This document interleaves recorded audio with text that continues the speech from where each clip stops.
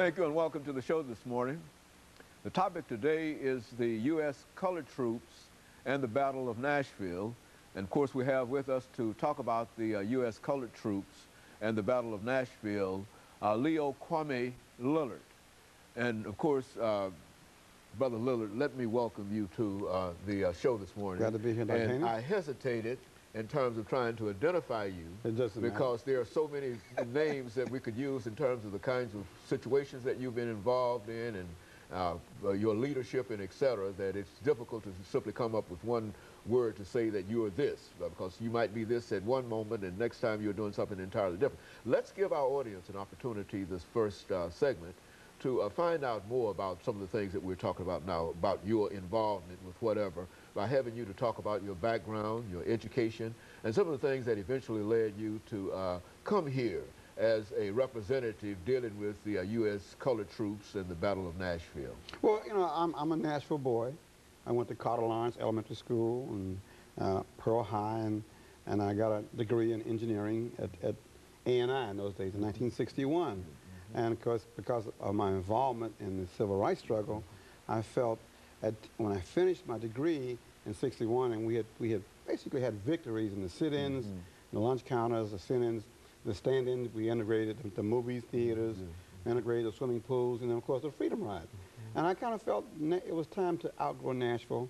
I got my degree from Tennessee State, and I wanted to see a bigger world, so I left here.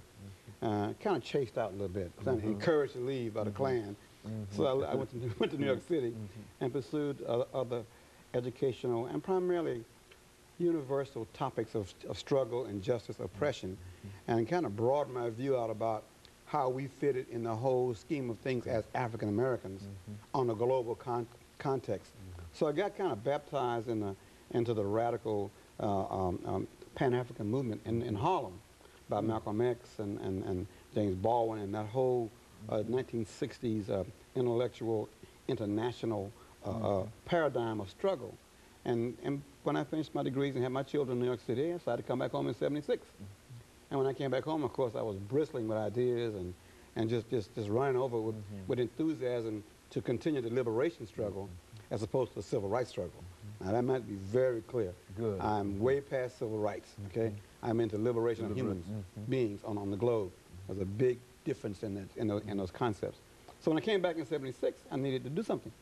I needed to use some of these skills at home and all this education, these 3 master's degrees I had. It's a lot of education. So I wanted to use it. So I began to search for a crucible, a vehicle in which to utilize some of these skills to continue the struggle here in Nashville.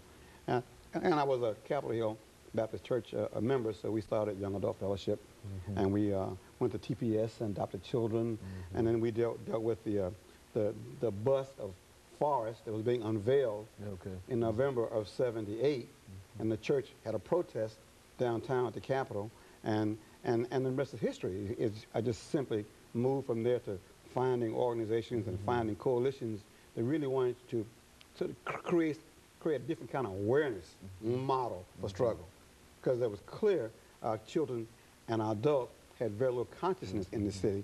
They were very satisfied with living in Hendersonville or Antioch, and they were not looking at the oppression that was occurring on our children, particularly in the public schools, where they were not teaching black history. We forced the court, through Wiseman, through a coalition of parents, black and white, to look at opening up the curriculum so all children could learn the correct history, not white history, not black history, but the correct history. So that's what I did in '79, '79, '80, '81.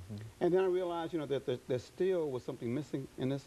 We still hadn't opened up the issue of cultural identity. So we started the African American Cultural Alliance, and we're into our 24th year of having the only African festival on a black college campus in the entire United States. Now this is the famous African Street Festival. Yes, 24 years. Every September at Tennessee State University. Right. It is the only one of its nature in the country. And this is your 24th year in coming reference up September. to That's right. And we've outlasted, Dr. Haney, Black Expo, Summer Lights, Italian Street Festival. Now here Dancing in the District is no longer. So we have outlasted all of those major events on no money, no funding, no grants, and no government interference. So that speaks well of the folks who run this little tiny operation we have. But it speaks more of a city that supports what we do and how we do it. Because our formula is very simple. Give the people a major, true ethnic event that is free on a public university campus. That's a pretty simple formula. It's a tall order, though, because nobody's done it. Okay, but you've been quite successful at it, and, well, and I can certainly attest to that. Lots of support from Nashville, black, white, everybody. Very good. And, of course, let us make preparations for this first commercial break, Brother Lillard. Okay. And then we'll be back and talk about some of the aspects. And, of course, we'll be back with our audience following this very, very short commercial break.